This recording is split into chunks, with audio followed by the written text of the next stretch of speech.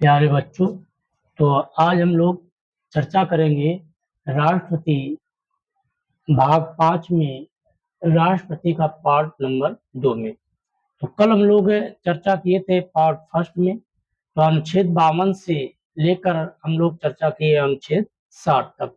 तो अनुच्छेद 60 में था शपथ ग्रहण कि राष्ट्रपति महोदय शपथ ग्रहण किससे करते हैं। तो सर्वोच्च न्यायालय का मुख्य न्यायाधीश या उनकी अनुपस्थिति पर वहां के वरिष्ठ न्यायाधीश से वो शपथ ग्रहण करते हैं और अपना त्याग पत्र उपराष्ट्रपति को देते हैं और उपराष्ट्रपति इसकी सूचना लोकसभा अध्यक्ष को देते हैं।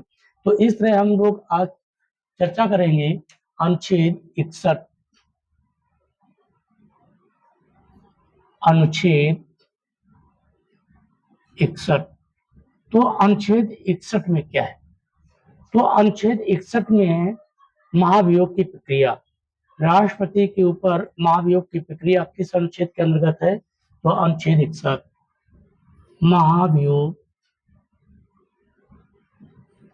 महाभियोग की प्रक्रिया। तो राष्ट्रपति महोदय के ऊपर महाभियोग की प्रक्रिया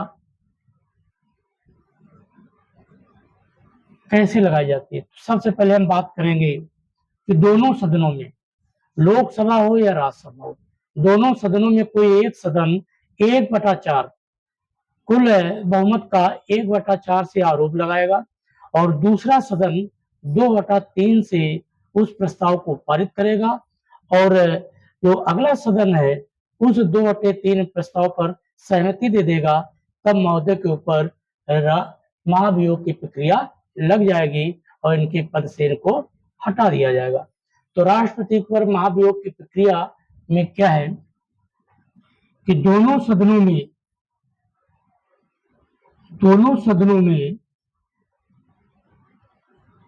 लोकसभा हो या राज्यसभा, तो दोनों सदनों में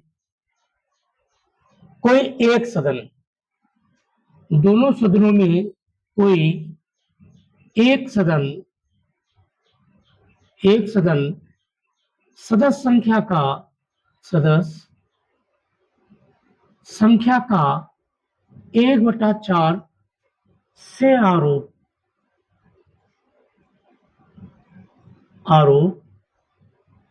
लगाएगा। दूसरा सदन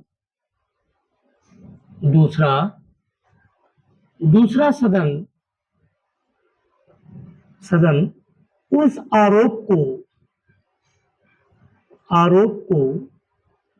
2/3 की बहुमत से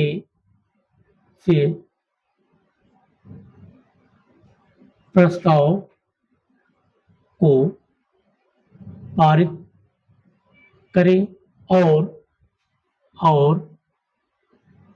उस प्रस्ताव को दूसरा सदन 2/3 से पारित कर दे,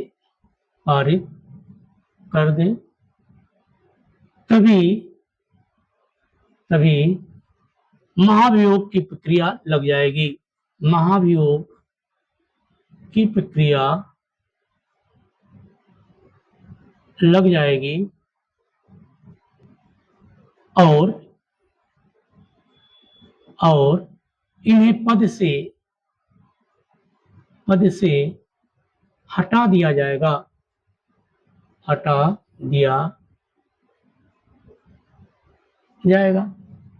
तो इस तरह इनको पद से हटाया जा सकता है कि दोनों सदनों में कोई एक सदन, जैसे लोकसभा ने 1/4 की संख्या से आरोप लगाया तो राज्यसभा उसको 2/3 से प्रस्ताव को पारित कर दे और उस प्रस्ताव को लोकसभा 2/3 से सहमति दे दे या पारित कर दे, तो महोदय के ऊपर महाभियोग की प्रक्रिया लग जाएगी और इन्हें इनके पद से हटा दिया जाएगा।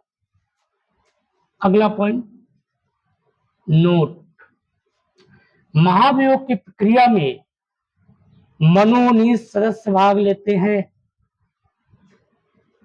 महाभियोग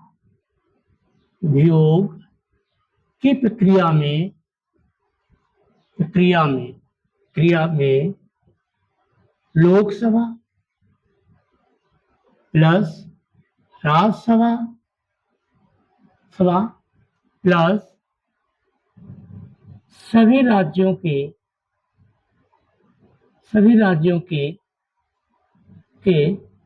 विधानसभा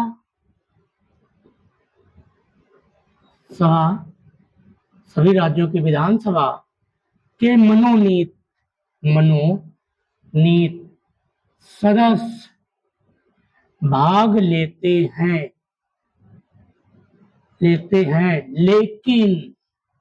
लेकिन दिल्ली और पांडिचेरी के मनोनीत सदस्य भाग नहीं लेते। तो ये प्रक्रिया थोड़ा जटिल है कि मनोनीत सदस्य लोकसभा में 2 सदस्यों को, राज्यसभा में 12 सदस्यों को मनोनीत कौन करता है? राष्ट्रपति करता है। तो यदि राष्ट्रपति मनोनीत करता है तो महाभियोग की प्रक्रिया में ये लोग राष्ट्रपति महोदय की मदद कर सकते हैं। तो महाभियोग की प्रक्रिया से ये बच सकते हैं, ये पॉइंट है। तो इस तरह महाभियोग की प्रक्रिया में लोकसभा, राज्यसभा सभी राज्यों के मनोनीत सदस्य भाग लेते हैं, लेकिन दिल्ली पांडिचेरी के मनोनीत सदस्य भाग नहीं लेते महाभियोग की प्रक्रिया में। अगला पॉइंट है, पद में रहने के दौरान इनके द्वारा किया गया कार्य अवैध नहीं माना जाएगा। अनुच्छेद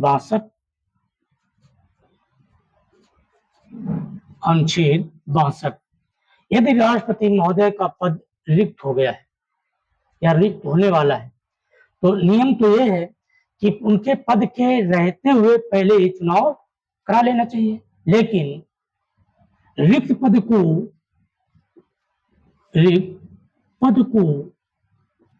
6 माह के भीतर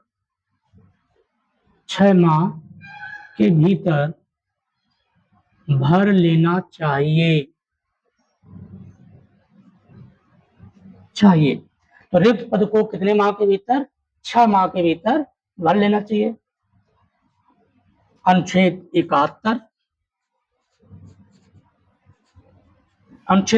है, यदि राष्ट्रपति महोदय का निर्वाचन चुनाव होता है, चुनाव कौन कराएगा? तो निर्वाचन आयोग कराता है, लेकिन इनके निर्वाचन से संबंधित कोई विवाद हो जाता है तो हल कौन करता है? तो सर्वोच्च न्यायालय करता है। राष्ट्रपति का चुनाव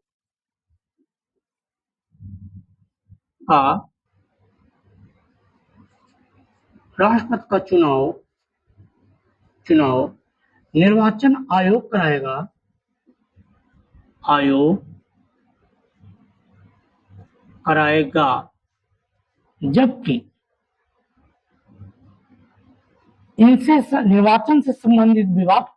जबकि निर्वाचन से संबंधित विवाद को हल सर्वोच्च न्यायालय करेगा। सर्वोच्च न्यायालय करेगा।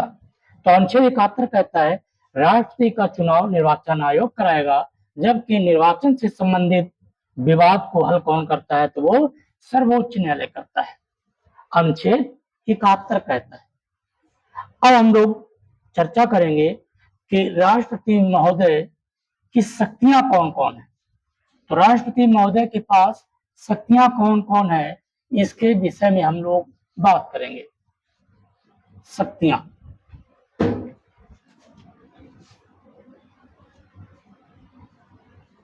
राष्ट्रपति की शक्तियां। तो राष्ट्रपति की शक्तियां कौन कौन है? सबसे पहले बात करेंगे कार्यपालिका की शक्ति। कार्यपालिका की शक्ति। तो इस तरह अनुच्छेद 53 कहता है कि कार्यपालिका की शक्ति किसमें निहित होती है, तो राष्ट्रपति में निहित होती है। और तीनों सेनाओं का सर्वोच्च कमांडर कौन होता है, तो राष्ट्रपति होता है।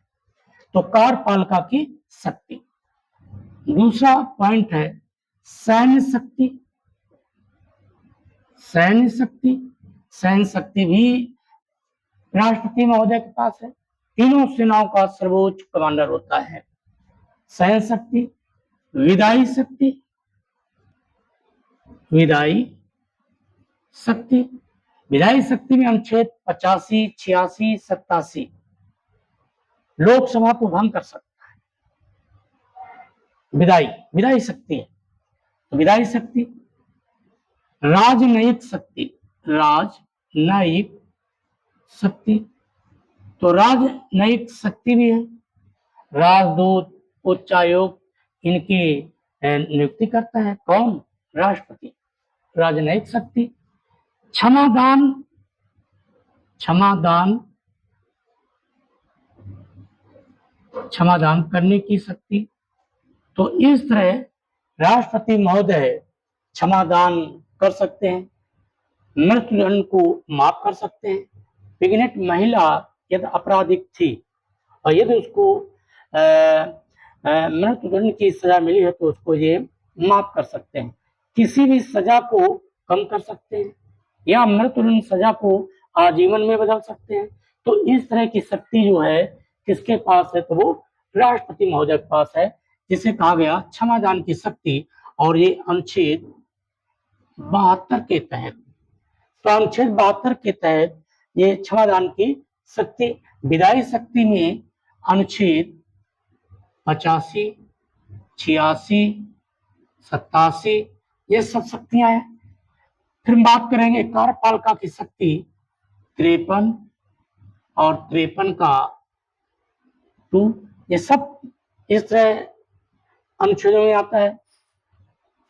फिर देखते हैं राष्ट्रीय आपातकालीन शक्ति। राष्ट्रीय आपातकालीन शक्ति, तो राष्ट्रीय आपातकालीन की भी शक्ति किसके पास है, तो वो राष्ट्रपति महोदय के पास है। और राष्ट्रीय आपातकालीन अनुच्छेद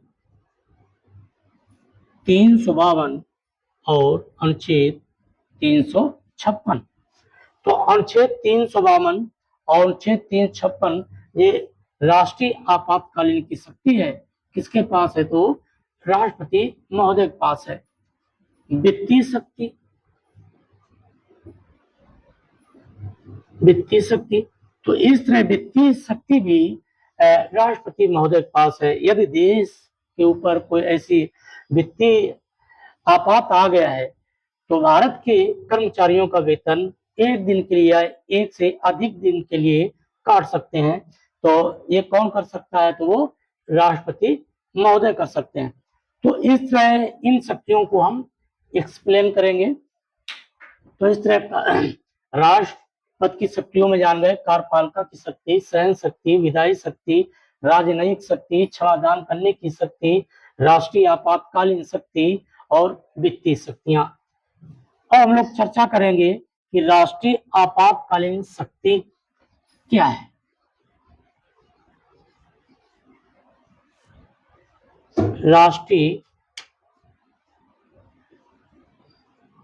राष्ट्रीय आपातकालीन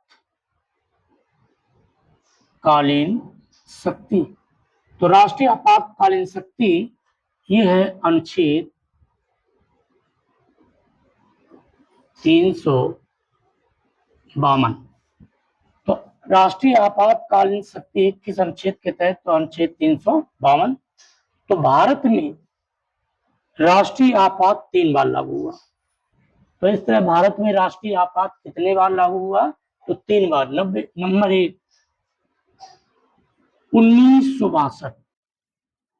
तो पहली बार भारत में राष्ट्रीय आपात कब लागू हुआ, तो 1962। तो पहली बार 1962 में। और 1962 में जब राष्ट्रीय आपात लागू हुआ तो क्यों लागू हुआ? तो भारत और चीन के मध्य युद्ध हुआ। तो भारत और चीन के मध्य युद्ध हुआ, उस समय पहली बार भारत में राष्ट्रीय आपात लागू हुआ। जैसे प्रश्न पूछ दे कि पहली बार जब राष्ट्रीय आपात लागू हुआ उस समय भारत में राष्ट्रपति कौन था? तो उस समय राष्ट्रपति थे राधा कृष्णन। तो उस समय जब राष्ट्रीय आपात लागू हुआ तो राष्ट्रपति कौन थे? तो राधा कृष्णन। दूसरी बार राष्ट्रीय आपात कब लागू हुआ? तो दूसरी बार 1971। दूसरी बार कब लागू हुआ? 1971। तो उस समय किसके किसके मध्य युद्ध हुआ? तो भारत और पाकिस्तान के मध्य युद्ध हुआ। तब दूसरी बार राष्ट्रीय आपात लागू हुआ। यदि पूछा जाए इस समय देश के राष्ट्रपति कौन थे? तो वीवी गिरी।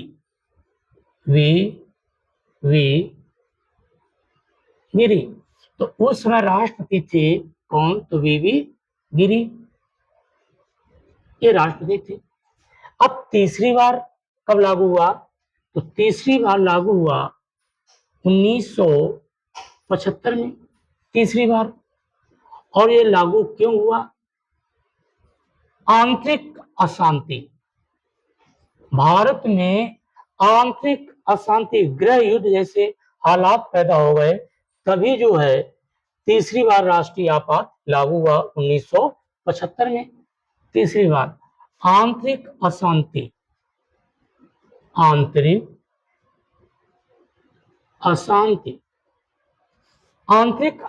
की वजह से ये इस समय तीसरी बार राष्ट्रीय आपातकाल लागू हुआ। और इस समय राष्ट्रपति कौन थे? फखरुद्दीन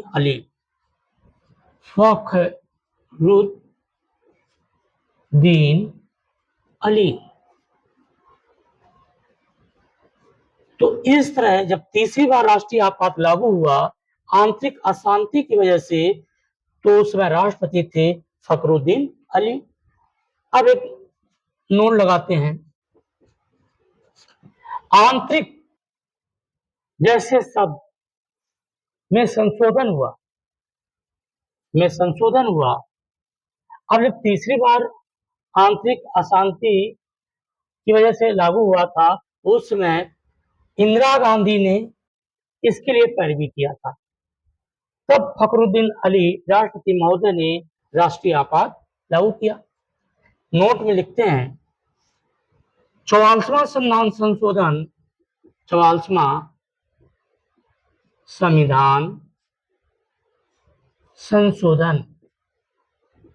1978 में आंतरिक अशांति शब्द को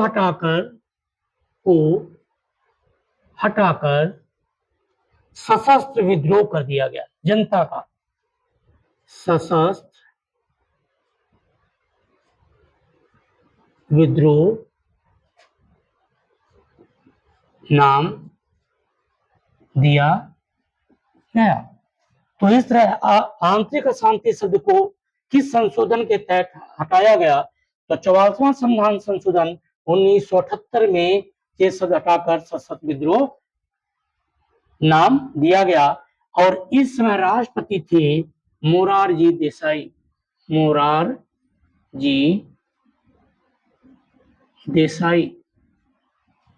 देसाई के नेतृत्व में एक संविधान संशोधन आया था 44वां 1978 में। आंतरिक अशांति शब्द को हटाकर सशस्त्र विद्रोह नाम दिया गया। तो किस संशोधन के तहत?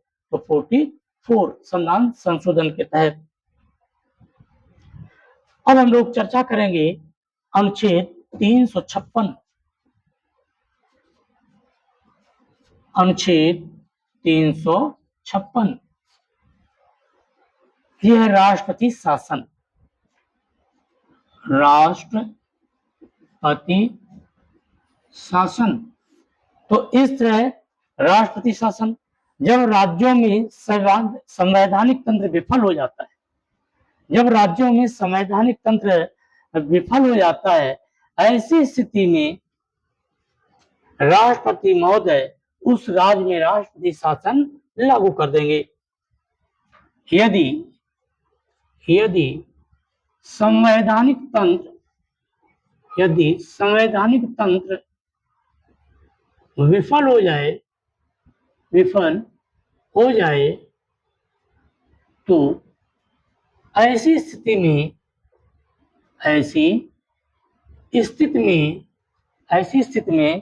राष्ट्रपति महोदय ऐसी स्थिति में राष्ट्रपति महोदय राष्ट्रपति शासन लागू करेंगे। राष्ट्रपति शासन लागू करेंगे। तो इस तरह राष्ट्रीय आपात के तहत 3 बार राष्ट्रीय आपात, राष्ट्रपति शासन किस अनुच्छेद के तहत, तो 356 के तहत। तो इस तरह भारत में सर्वाधिक बार राष्ट्रपति शासन उत्तर प्रदेश और पंजाब राज्य में लागू किए गए। तो सर्वाधिक बार राष्ट्रपति शासन उत्तर प्रदेश एवं पंजाब। तो राष्ट्रपति शासन किस अनुच्छेद के तहत है, तो अनुच्छेद 356।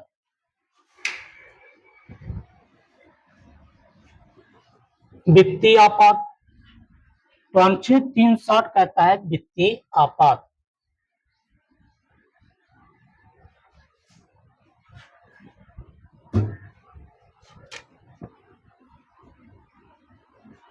अनुच्छेद 360 ये क्या है, तो ये है वित्तीय आपात। वित्तीय आपात यदि देश में ऐसी स्थितियां आ जाएं कि देश के ऊपर वित्तीय आपात जैसे स्थितियां उत्पन्न हो गई हैं, ऐसी स्थिति में राष्ट्रपति महोदय देश के कर्मचारियों के वेतन में कटौती कर सकते हैं या 1 दिन का वेतन काट सकते हैं। महामारी आ जाए या देश का दूसरे देशों से विद्रोह हो जाए, ऐसी वित्तीय स्थितियां पैदा हो जाए, तो ऐसी स्थिति में राष्ट्रपति महोदय कर्मचारियों के वेतन में कटौती कर सकते हैं। वित्तीय आपात वित्तीय आपात क्या है, यदि देश में महामारी,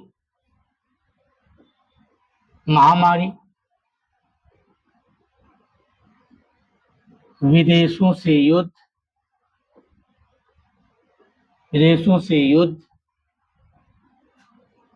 या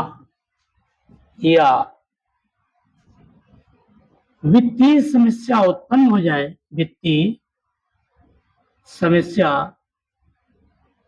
उत्पन्न हो जाए, हो जाए तो राष्ट्रपति महोदय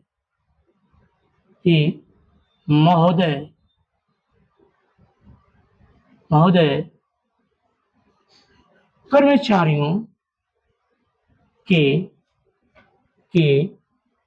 एक या कई दिनों के वेतन में कटौती कर सकते हैं। ये शक्ति है किसके पास, राष्ट्रपति महोदय के पास। तो इस तरह राष्ट्रपति महोदय के पास ये शक्तियां हैं। अब राजनयिक की नियुक्ति करते हैं, जो नियुक्ति पॉइंट पढ़ाएंगे। तो वित्तीय आपात 360, अनुच्छेद 280 ये है वित्त आयोग। इस तरह वित्त आयोग का गठन गठन राष्ट्रपति करेंगे। राष्ट्रपति वित्त आयोग का गठन कौन करेगा? तो राष्ट्रपति करेंगे। किस अनुच्छेद के तहत? तो अनुच्छेद 280। तो वित्त आयोग का गठन भी कौन कर रहा है? तो राष्ट्रपति महोदय कर रहे हैं।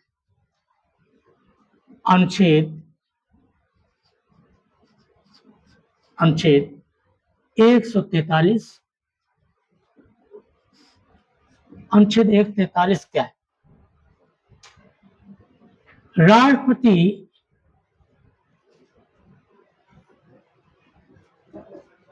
राष्ट्रपति सर्वोच्च न्यायालय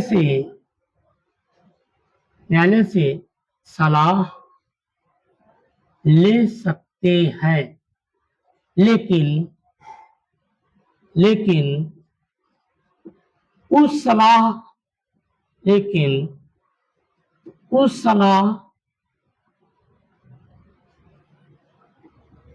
की बाध्यकारी नहीं है। तो राष्ट्रपति महोदय अनुच्छेद 143 के तहत सर्वोच्च न्यायालय सलाह ले सकते हैं, लेकिन उस सलाह के बाध्यकारी नहीं है। कौन नहीं है? तो राष्ट्रपति महोदय है। अब हम लोग पढ़ेंगे कि राष्ट्रपति महोदय नियुक्ति किसकी करते हैं। नियुक्ति, इसके पहले एक पॉइंट और है, अध्यादेश जारी करने की भी शक्ति है। तो शक्तियों में भी पढ़ रहे थे। तो अनुच्छेद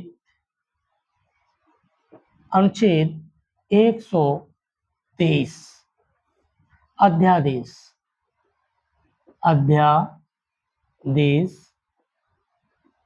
जारी करने की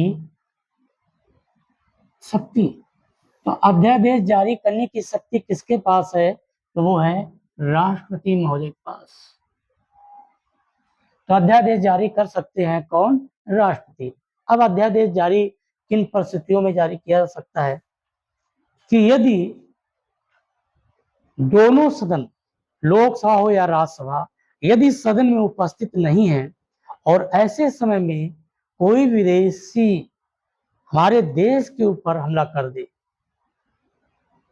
ऐसे आपात के समय कि दोनों सदन उस सदन में उपस्थित नहीं है, ऐसी स्थिति में राष्ट्रपति महोदय अध्यादेश जारी कर सकते हैं।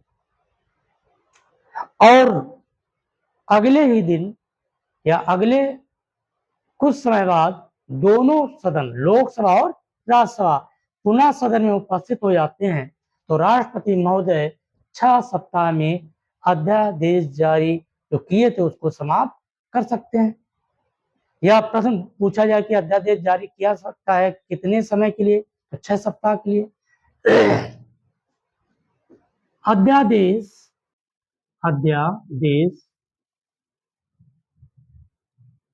6 सप्ताह में सदनों को लोकसभा हो या राज्यसभा, सदनों को अध्यादेश 6 सप्ताह में सदनों के उपस्थित होने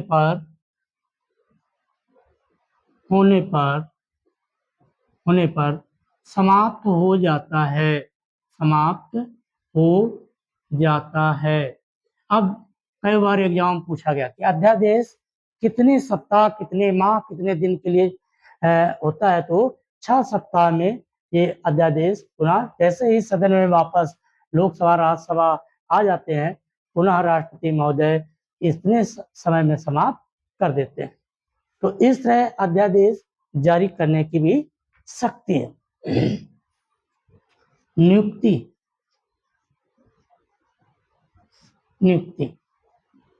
तो आज हम लोग अनुच्छेद 123 तक ही पढ़ते हैं। अगले पार्ट में पढ़ेंगे कि राष्ट्रपति महोदय नियुक्ति किसकी किसकी करते हैं। जय हिंद।